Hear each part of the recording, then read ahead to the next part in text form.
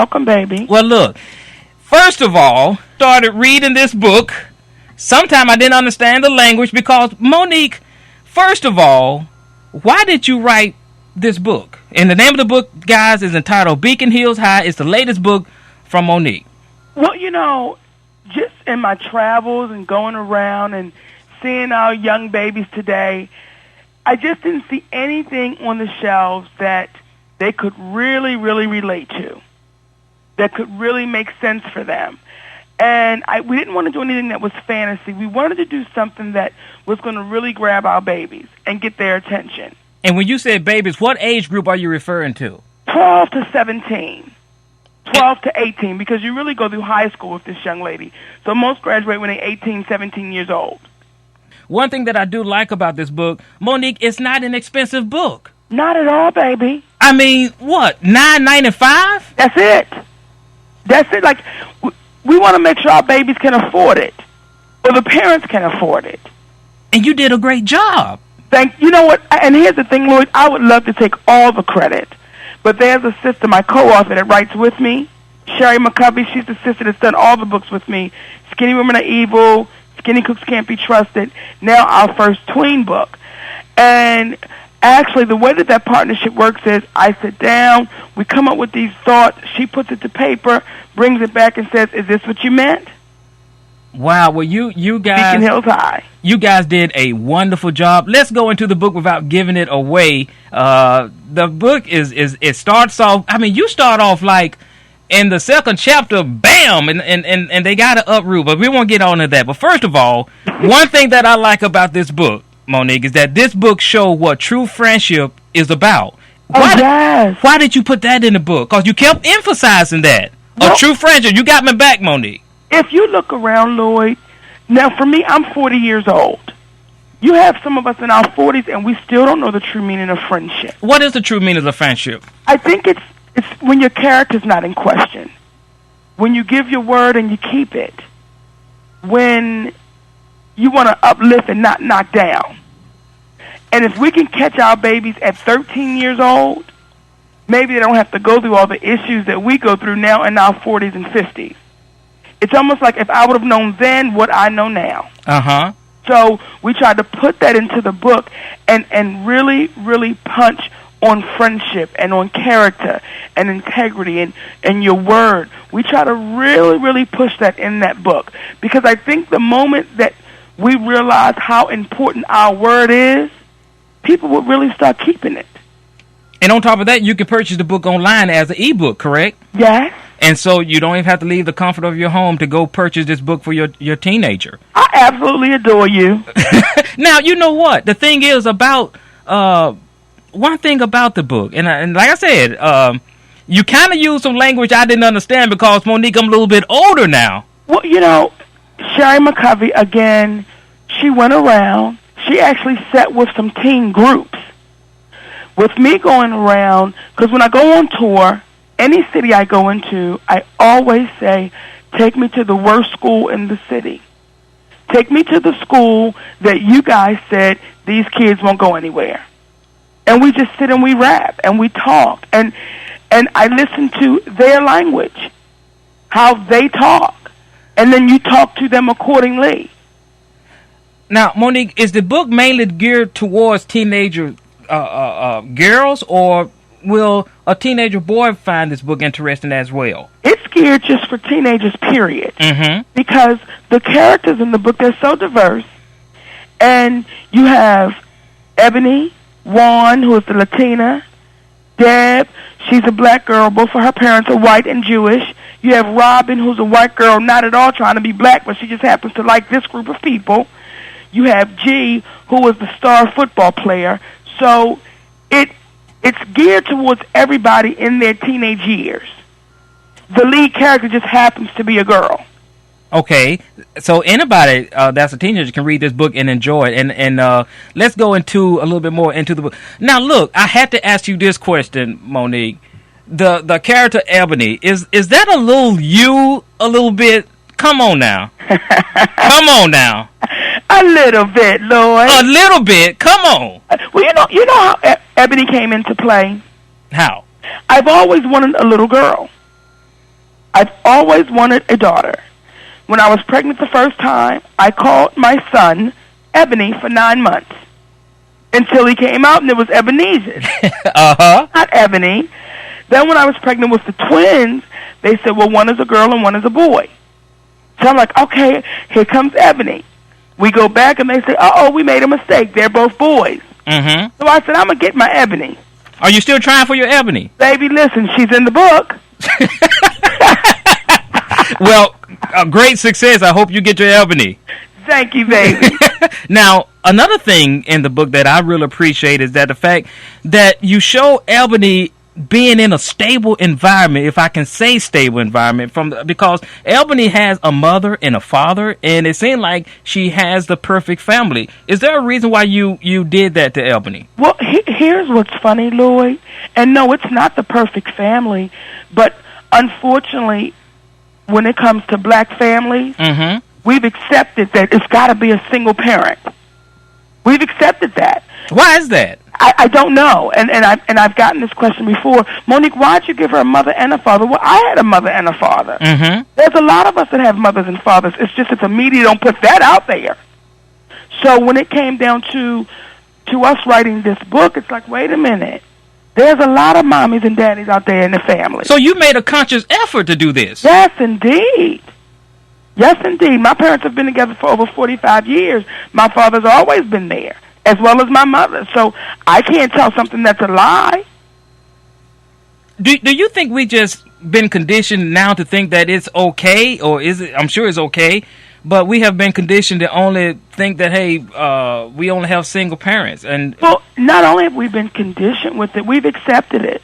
Is that something we should have accepted, Monique? Of course not, because it's not true. That's not something that we just accept because it's not true. If it was like that 100%, then hey, baby, we wouldn't have no argument. But it's not like that. There's so many of us that grow up with both parents in the household. It's just, and there's times when it doesn't happen, but that's the only thing we seem to put out there. You know, another thing about the book, and I guess people are ready to run out and go buy it now after this interview, because it is a great book. I like it, and I'm going to finish reading it. What would you want a person who reads the book to get out of this book? For me, Lloyd, a young woman or a young man or a parent that will read that book, I hope they walk away understanding your character. I hope they walk away understanding how important it is that once you say it, you've got to follow through. I hope they walk away understanding not to be so judgmental, not to judge at all. And as teenagers, that's what they do, don't they? Oh, my goodness, what? We were teenagers, Lloyd. Well, I didn't judge nobody. I was a good teenager, Monique. Baby, I'm not even going to lie to you. There were times I would point my finger. So now when I read that book back, I learn from it. Wow. When I read back and I read about who Ebony is and her selection of friends and how she gets down, I learn from it. And I helped write that book. You know, and that is a good thing. Do you think it's harder to be a teenager today, Monique, than when we were growing up? Yes. And why is that? I think it's much harder. And number one, I go back to the media. When we were coming up, Lloyd, and if you saw, let's say when we would hear, remember Big Daddy Kane? Yes, I remember that. I love Big Daddy Kane. Like, I'm a fan of Big Daddy Kane. But you didn't know how Big Daddy Kane lived. You just knew Big Daddy Kane was a great artist, right? Right. Well, now it's important that you see how we live. So the moment they put all the bling bling and the flash in our babies' faces, well, they just want to get to it. Not the work that you got to put in to get there. I just want to get to it. So it's so much available to our babies right now. Even the music, Monique? Well, I'm going to say this about the music. Okay. When it comes to the music, I am a fan of rap music. Okay. I'm not a fan of all of it, but what I am a fan of, I'm a fan of the art. And when I say I'm a fan of the art, I'm a fan of any baby that will pick up a pen, put it to a piece of paper, and create. Right. I'm a fan of that. I'm a fan of any baby who will pick up a pen, put it to a piece of paper, and create and change it for the next generation to come after them. I'm a fan of that. Now, sometimes people say, but the words that they're saying, it's like, wait a minute, guys. This is when it goes back to home. Mm-hmm. This is when it goes back to, may it be a single parent, may it be two parents, may it be the grandparents, may it be an aunt, uncle. This is when it goes back to, listen, start training them at home. So therefore they'll accept it as music, and that's it. They'll accept the bling as just that. It's bling, and that's it. But unfortunately, we take those things, and when I say we, meaning us, we take it and we tear it down so much that we've made it seem or appear to be a bad thing when it comes to the music, when it comes to the media. We will tear it down, especially when it's us. And do you think, far as the media, we as African Americans need, because this is a black-owned radio station, yes, and how important it is for us to own radio stations and to be a part of that media that's portraying us in a negative way? Well, it's very important. Because if we own it, then we can put out there our truth. When we don't own it, how often do you see our truth? You're right. How often do you see our truth? Not often at all, Monique. Exactly. And let me commend you on this, because you are a very big star. We're not a big market radio station, but yet I respect you for talking to a city in Mississippi, whereas some people say that write books, well, that's not our market. But you know, Monique, there's teenagers everywhere. There's teenagers listening to us right now, and I have to commend you for that. Lloyd, I appreciate that, but let me make this as clear as I can. People in Los Angeles are no more important than people in Mississippi. Nor are the people in Mississippi any more important than the people in Los Angeles. We're all important. We're all important. And all of you allow me to live the way that I live. So anybody that wants to talk to me, anybody, that's an honor. That's an honor. So, baby, y'all are gigantic to me. I'm getting emotional, Monique. Well, baby, I hope they happy tears. You know what they are. Let's go back to the book for a minute. Now, in the book, one thing that I noticed is that you had Ebony fantasizing a lot. Is that something most teenagers do, and then they have to snap your finger, come back to reality? Well, you know where Ebony goes, though? And she's not so much fantasizing, she's talking to God. Right, and I was going to mention the fact that I like that about the book, because in the book, you made sure that Ebony had a relationship with God that was taught to her by her grandmother. Yes. And why was that part important in the book? Because we've gotten removed from that. We've gotten removed from the love of God, and we've gotten so caught up into church. Explain. Well, with Ebony's relationship with God, where do you see in that book where it says Ebony goes to church and kneels down at the pew and pray? That's nowhere in that book. It's nowhere in the book. Ebony talks to God Monday, Tuesday, Wednesday, Thursday, Friday, Saturday, and Sunday. And it's her best friend. It's that relationship to say, you know what, as I'm walking down the street, I need to talk to you real quick. Because I might be thinking something. I might get ready to do something. So can I talk to you and tell you what I'm going with? When I wake up in the morning, can I talk to you? Mona, you think we've made church hard? Baby, listen. Tell me. Be straight up. We've made church expensive. What do you mean? We put a price tag on God, and that's just my opinion. Mm-hmm. We've placed a price tag. For the programs that I've watched on TV, for the times that I have gone to church, it's been about money. It's been about money. It's been about your tithing. It's been about your offering. It's been about you sowing a seed. The whole service becomes so much about money. I'm saying, wow, when did God get expensive? When did I have to start paying for my father? When did I have to start doing that? So I think we got caught up in, let me write a check and let me write my way into heaven, but let me not give my heart over 100%. And let me just live any kind of way that I want to live. And so that's why it was important for us that Ebony had that real relationship with God. That real relationship. Not just on Sunday, but that real relationship. And the reason why that was so important for us is because I have an 18-year-old son. Mm-hmm. And one day my son said to me, Mommy, I don't know how to pray.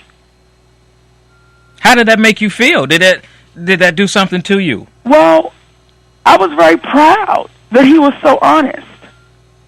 I was very proud of that. And I said, okay, baby, well, how do you think you should pray? He said, well, some people say I should get down on my knees. I said, listen to me. You see just how me and you talking? That's just how you talk. That's just how you pray. That is just how you do it. And there's no special words. There's no special dialogue. It's just you and whatever that beautiful thing is that you call it. Just go into your conversation. So it was important that we put that out there like that because my son's not unique. And that's all about forming a relationship. Yes. It's all about forming a relationship. And that is very important. Yes, it is. And that's one thing that I can appreciate about this book is it's just like every night, she thanks God. But then again, when it was time to move, she was you questioned God. She did question him at times. Yes. In this book. Because that's real. That's real. There are times, baby, there used to be times that me and God used to go at it. Till I really had to figure out for me. And God understands that. Oh, baby, what? The Father understands that. Some of the conversations we would have, he'd be like, Monique, if you don't sit down and shut your mouth up. I'd be like, I said, you're going to just tell me to shut up. Yes, you got to shut up this time. Not be quiet, shut up. Right. That's how me and my God get down. What is the most important thing in life you want to teach your children? Didn't expect that one, did you, Monique? Great question. The most important thing in life that I would want my children to understand is their character. If your character is in question, that's a problem. Never let your character be in question. I don't care what you become in life. I don't care how much money you make. I don't care what kind of house you live in. I don't care how big your car will be. Never let your character be in question because if it is, none of that matters. Now, you know what? And I didn't finish reading the book. Mm-hmm. It seemed as if we know that Ebony is big. She's thick. Yes. But she never. Now, the point that I read up to this point now, she never felt bad about herself. She was happy with the way she was, wasn't she? Yes. Self-image. And that's something that you put in the book, Monique. Yes. Yes. Can I say this to you, Lloyd? Sure. I'm doing interviews with this book. You've been the best one yet. Monique, stop it now. Been the best one yet. So when I say to you, you are gigantic, brother. You are gigantic. You've been the best one yet. Monique, that's making me feel good. Self-image is so important because you have our babies walking around here 12 and 13 years old. And they don't feel good about themselves, Monique. Feel good. Don't feel good. So we push that. We push that. Yes, Ebony is a thick girl, but she's a thick, healthy girl who's not making apologies because she might have a double belly. Her arms might jiggle. She's not apologizing for that. You have us as grown women, 40 and 50 years old, still saying, I'm sorry, because, oh, look at me. I just don't know what I'm going to do. We're trying to knock that down before they get to where we are. And that's what our teenagers need today, Monique. Yes. And they need more books like this. Well, it's a 4-book series, so... It's a 4-book, so I get to interview you again. Yes, baby. Don't you tell me that now. Well, Monique, this is what we're going to do. We only have 10 more minutes left because I asked for you for about 3 or 4 hours, but they only gave me 30 minutes. So okay. You need to get with somebody on that one. But I'm going to open up the phone lines for somebody to talk to you. I'm going to put you on hold that you can hear them. So I'm going to tell you that I am really enjoying the book. I hope it be very successful. And I'm over going, I was reading the back of it. I'm going, this is not for me. Mm-hmm. And I'm going, okay, let's give this a try here. Yes. And when I start reading this book, I was going, oh my goodness, I am really enjoying this, the self-image that she has about herself and that she offers no excuses. She even wear clothes that she know that's going to perhaps show her size, and she's still comfortable with that. Yes. Yes, and that was really important to us, That was really important because oftentimes the chunky girl is always the one that got a problem. She's always the one with the low self-esteem. It's like we're not putting that out there like that because it's not true. And in some cases it is. But in my case, I've always been a big girl. Mm-hmm. Always. I never walked around high school with my head down. I did have the boyfriends. You couldn't have told me I wasn't the cutest thing walking. Right, because if you don't think you worth anything, nobody else will. Who will? Well, look, Monique. Now I know that were you always that way, or did somebody teach you to be that way? Did your parents teach you to be that way? Because, I mean, were you just born with that? Hey, I'm still going to be me. I still love me. Or did somebody put that in you? You know, I would say it's a combination of a lot of things. But before you answer that question, hold on. Let's go to the other line. Good morning, guys. You have a question with Monique. Yes. Good morning. I do. Okay, go right ahead. Could you speak up a little bit? Yes. Can you hear me now? Yes, ma'am. Go right ahead. Okay. May I ask a couple of questions? Sure. Okay. One, Monique says she's always been a large-sized female. Well, being a large-sized female is great. One of the things I know about her, though, is that she's also healthy. So could she talk about health and large size? And then, number two, the self-esteem. Where did hers come from? Okay, I just asked her that question.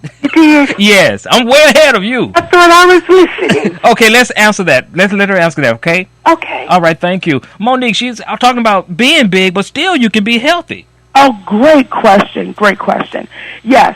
There were times that I would get questions and people would say, Monique, how could you promote obesity? And I would say, when did I ever promote obesity? Well, you're saying that it's okay to be big. Well, it is. What I am saying is we're all not going to be small people. We're just not built that way. And if so, how boring would the world be? I work out 6 days a week, 1 hour every day. I don't have high blood pressure. I don't have diabetes. I don't have any ailments that go along with people say, oh, well, you're big. I want to actually get down to 200 pounds solid. I really do. Excuse me, I really do. And when I started, I was 257 pounds when I said, you know what? I got to get some of this weight off of me. And the reason why that happened was one day I was standing in the bathroom with my husband. And I just got out the shower, and he said, baby, how much do you weigh? And I said, proudly, 257 pounds. And he said, I want you for a lifetime.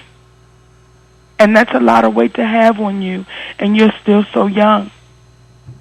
And at that moment, I said, you know what? I've got to get some of this weight off of me. Not trying to be a small person. I never will because my head is too big, and I don't want to be falling over. Mm-hmm. But what I do want to do is be as healthy as I can so that I can be here for a lifetime. And I do have children that just turned 3 years old and a son 18 years old. And what also really opened up my eyes, I have the honor and privilege of taking care of my grandmother who's 85 years old. And when I watch this woman play with her great-grandchildren, as they wrestle with her and they jump all over her bed, I said, wow, I want to be able to play with my great-grandchildren. So I say to all of my big, beautiful people, it's okay to be big. Let's be healthy along with it. Well, look, now let's talk about that self-esteem. Where did you get it from, Monique? Again, I think it was a combination of things, but conditioning can be incredible when it's good. My father would always say to me, as long as I can remember, you are the prettiest girl in the world. And that's what my father would always say, so that's what I always knew. It wasn't that the next woman wasn't the prettiest girl, but I was the prettiest girl too, because my daddy told me that. But Monique, this day and age, we don't have that. Some of us don't have that father to say those things to that young girl to make them feel that way. And that's when you got to go inside, Lloyd. That's when you got to go inside, and it's hard. It's hard. That's why we came out with Beacon Hills High. That's why we came out with that book, because everything we're talking about right now is in that book. It is in that book, because you're right. Everybody's not going to have a person that's going to say, you're beautiful, you're special. They're not going to have that person. And that's when you have to start going inside. That's when you have to start figuring out who you are for you. And this is a great book to start, Monique. Thank you so much. We have one last question for you, okay? Eddie. Good morning. You have the last question for Monique. Hey, Lord. Hey, How you doing, man? doing great. That's good. I don't have a question for Monique. I just want to praise Monique. Every time she comes on, it she just gets all in my house, and I just really enjoys her. I want to tell her, just keep the good work up and keep on doing what you're doing, and I'm going to buy that book for my granddaughter. Love you, Monique. Monique. Baby, and thank you so much. God bless you, Mama. Oh, wow. Wow. Look, I want to thank you. I know my time is up, but I appreciate the interview, and I'm going to encourage each and every one of us to go out. Hey, it's for us. It's for us. It's for us. And For us. and if we don't begin to start with our teenagers. Well, if you're absolutely right. And you know what, Louis? I had the privilege of interviewing Barack Obama. Uh-huh. And he's so for early child development. He's so for the younger generation, because the younger generation, they're the next ones up. They're the next me and you. And if we don't catch them right now, we're in a world of trouble. You know, sometimes I had to say this, and I don't like saying this, but, you know, you see some teenagers, and it's sad that the fact that some of them are lost, and you don't want to give up on them, but it's hard to. But they have to have encouragement. They have to feel good about themselves, or they will have the encouragement from the wrong person. Having an older teenage child now, Shalon, who's 18.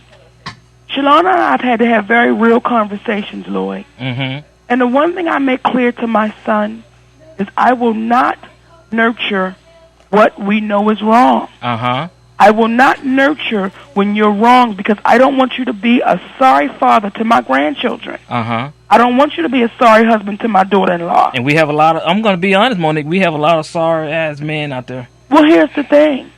Sometimes we got to let some people go. Everybody didn't make it with Harriet Tubman. Everybody didn't make it. Some people had to be let go. You know what? We've got to be strong enough to say, I love you enough, baby. You don't. I got to let you go. But Monique, we were talking about that this morning, and one of the, and it's just strange that you mentioned this. One of the things that I said this morning on the Knowledge, that's the name of the show, The Knowledge, is that, look, if you have somebody in your house that's not doing what they're supposed to do, and the police coming by and looking for them every 15 days, get them out the house. Out of the house. I know you carried this game banger for 9 months, but he's got to go now. Right. I absolutely agree. And some people say, well, Lord, what about love? That is love. That is love. That is the best kind of love, because what happens is when you nurture what you know is wrong, who are you damaging? That person. Who benefits from that? Absolutely no one. Mm-hmm. No one benefits from when you know it's wrong. But when you say, listen, baby, you've chosen a path that I'm not going to be a prisoner in my own home. I'm not hiding nothing. I'm not going to keep letting these people kick my door down. I'm not going to do all that, baby. So I tell you what, call me every now and then. Let me know you're still breathing, but you can't come back in here until you start doing right. That's what I said. I said, I'll give you a postcard. You're absolutely right, baby. And you can drop it in any mailbox you want to. Let me know that you was live. This is something that always made me chuckle. You ever watch the shows, like the court shows? Yes. And the son is in court, and he's getting ready to get sentenced, and the mother's there. Uh-huh. And they sentence the child, the boy, and the mother falls out, and she's screaming and hollering. Right. But then you see the child's rap sheet, and this child has been locked up 76 times. That's right. It's like, why are you screaming and hollering right now? Because you know who that baby is. And accept that. Right. It's like the moment we start being really honest with each other, and being honest with each other in love. When you're honest in love, then you have nothing to worry about. And you have to wash your hand clean of the guilt, because sometimes you don't have to feel ashamed when you're honest in love. But, you know, some people hold on to that guilt for so long, and I'm going, look, once a child knows what is right and what is wrong, and they make that decision, you can't blame the world going, I never did have my mama, I never did have my daddy. Yes. You made that decision. At that given point, you are held accountable and responsible for that. Yes. Louis, brother, I love you. I have your number. Anytime I'm ever doing anything, you will be one of the first that we call. You know what? I appreciate it. Monique, thank you so much, and I appreciate it very much. And I'm glad I'm among your top people to interview you. Yes, brother. Keep doing your thing, baby. Okay, thank you. Have a wonderful day. God bless you. All right.